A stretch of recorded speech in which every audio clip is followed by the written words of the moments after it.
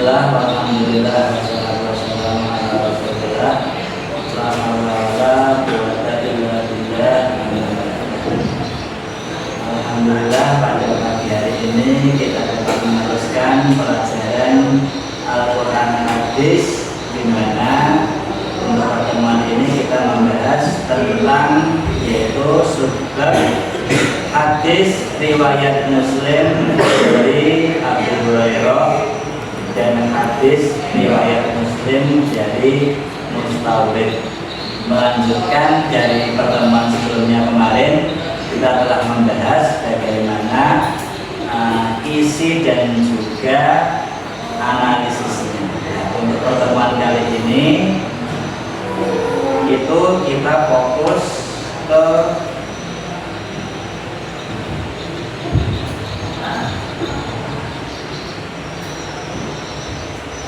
keterkaitan hadis antara hadis yang pertama kemarin yang isinya apa itu? Doa Allahumma amin. Kemudian dan hadis yang kedua yang isinya itu bunyinya itu bagaikan sedikit air yang dicelupkan jari kita dibandingkan air yang ada di luasnya laut. Kita mulai di mana tujuan pembelajaran ini yang pertama adalah untuk meningkatkan kecintaan peserta didik atau para siswa terhadap Al-Quran dan Hadis. Setelah kita mendalami ayat demi ayat dan juga hadis, maka harapan yaitu kita semakin cinta kepada isi Al-Quran dan yang kedua, membekali peserta didik dengan dalil-dalil yang terdapat dalam Al-Quran dan hadis sebagai pedoman dalam menyikapi dan menghadapi kehidupan. Jadi setelah kita paham apa isi Al-Quran yang kita bahas dan hadis tersebut, maka kita dapat mengambil sebagai pedoman dalam menyikapi dan menghadapi kehidupan kita masing-masing. Yang ketiga, meningkatkan kekhusyukan peserta didik dalam beribadah, terlebih sholat, dengan menerapkan hukum bacaan tajwid serta isi kandungan surat ayat dalam surat-surat pendek yang mereka baca. Setelah kita membaca, mengetahui arti dan berusaha untuk menjadi pedoman, maka dapat kita praktekkan dalam kekhusyukan kita dalam sholat. Oh, ternyata rukuk sujud seperti ini maksudnya ada.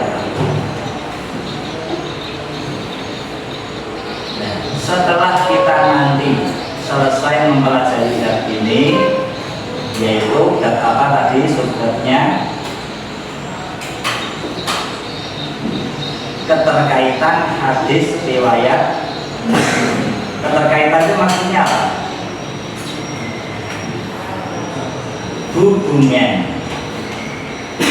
Maka nanti tujuannya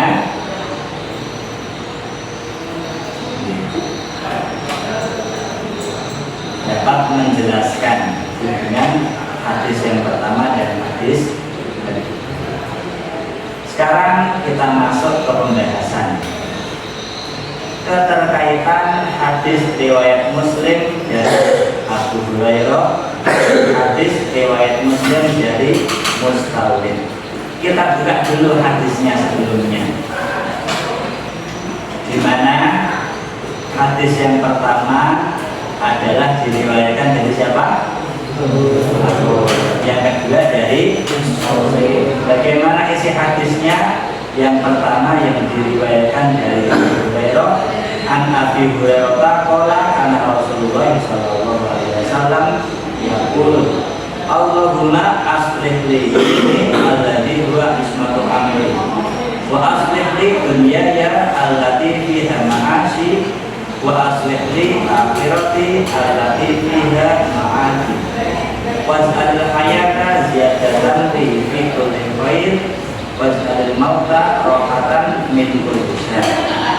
Itu hadis yang pertama. Untuk hadis yang kedua yang diriwayatkan dari Mustawrid adalah berisi hadatsana Qais qala sami'tu Mustawridan akhbarani Bahr yaqulu qala Rasulullah sallallahu alaihi wasallam wallahi ma ad-dunya fil akhirati illa mislu ma yaj'alu ahadukum isba'ahu hadhihi wa asyara Yahya bisababa fil yamin fal yandur bima tarjih walahu.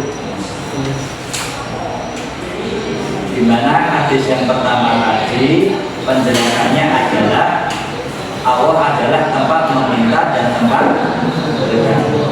berkeluh kesah dari segala masalah, tempat mencurahkan resah dan gundah setiap dalam kondisi seperti itu maka berdoalah kepadanya kepada Allah. Dan hadis yang kedua itu isinya apa penjelasannya? Hendaknya manusia berhati-hati dengan dunia itu isinya apa saja, harta, pangkat dan wanita. Karena apa? Ia tampak menyenangkan dan menggiurkan. Jangan sampai karena terpesona dengan indahnya dunia, kalau di akhirat menjadi sengsara. Jadi itulah hadis yang kita bahas. Kemudian keterkaitannya apa? Kita ambil lagi hadis-hadis yang diriwayatkan oleh Imam Muslim dari Abu Hurairah dan Mustawrid itu memiliki keterkaitan dalam menggambarkan hubungan antara kehidupan dunia dan akhirat. Kemudian salah satu hadis dari Abu Hurairah mengingatkan bahwasanya kehidupan dunia hanyalah sementara dan tidak boleh membuat seseorang lalai terhadap kehidupan. Kira-kira kalau orang di dunia itu umurnya kisaran berapa? 60 tahun, bisa maju sedikit, bisa mundur sedikit, perkiraannya 60. Tetapi nanti di akhirat apakah sama? Tidak. Bahkan tidak ada batasan waktu selama-lama. Kalau sudah meninggal, sudah melalui proses di alam barzakh, setelah itu sampai kapanpun abadi hidup di akhir. Tinggal nanti penempatannya di mana?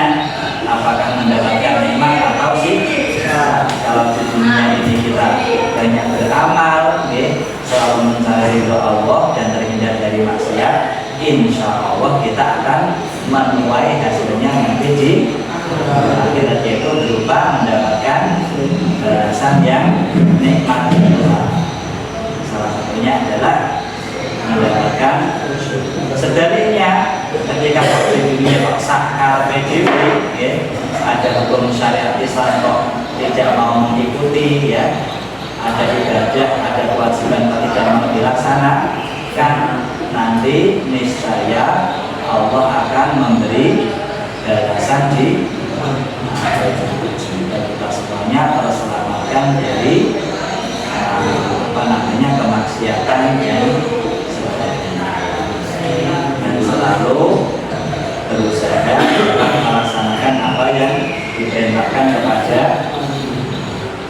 Selanjutnya, sementara itu hadis dari Mustawrid, berarti hadis yang terdapat tadi yang kedua itu menyampaikan bahwa kehidupan dunia dibandingkan dengan akhirat ibarat seseorang yang mencelupkan jarinya ke laut. air yang menempel di jari hanyalah sedikit dibandingkan dengan luasnya laut. Kira-kira kalian pernah main ke laut? Laut mana? Laut Arut.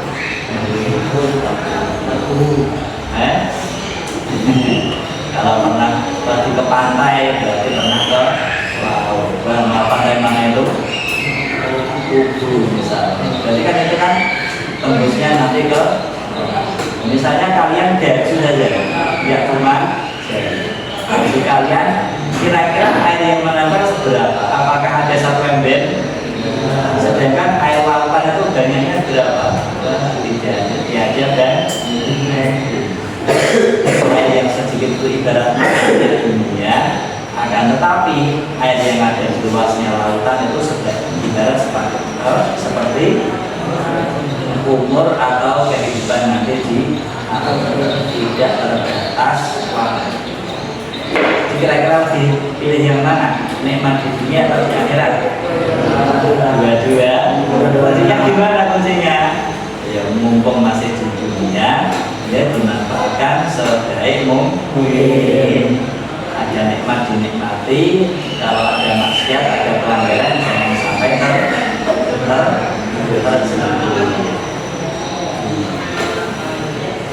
Kemudian kedua hadis ini, yang pertama diriwayatkan oleh siapa?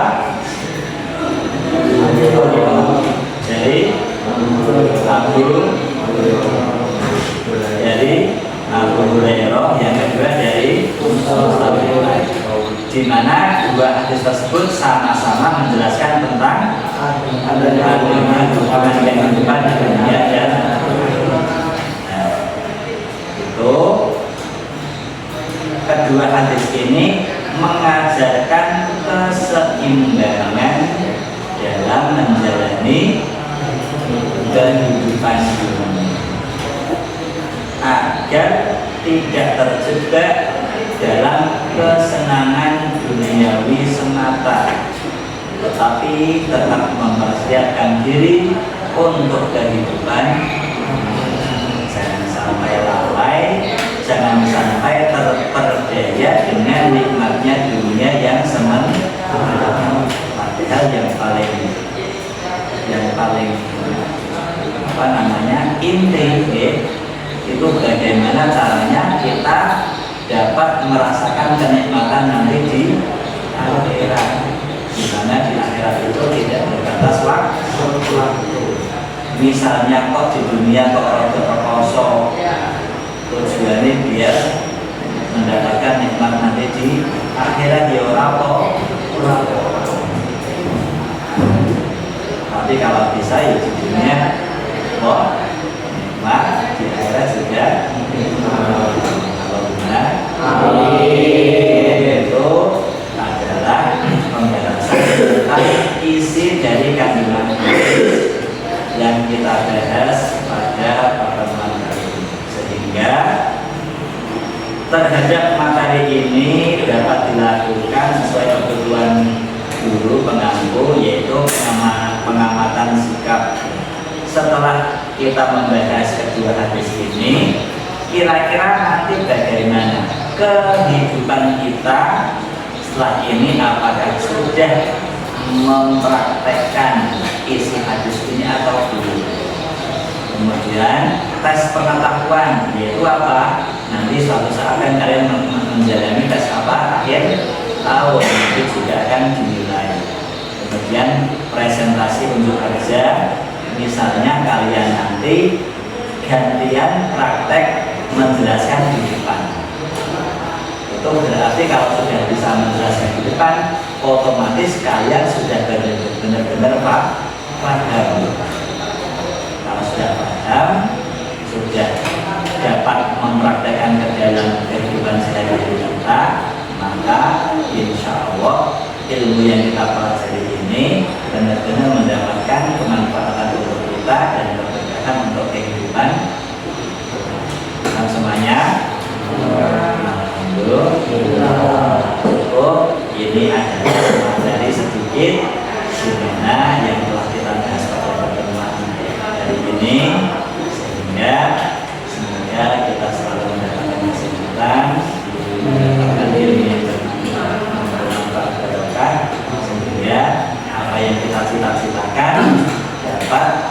mohon dikabulkan oleh Allah Subhanahu wa Ta'ala.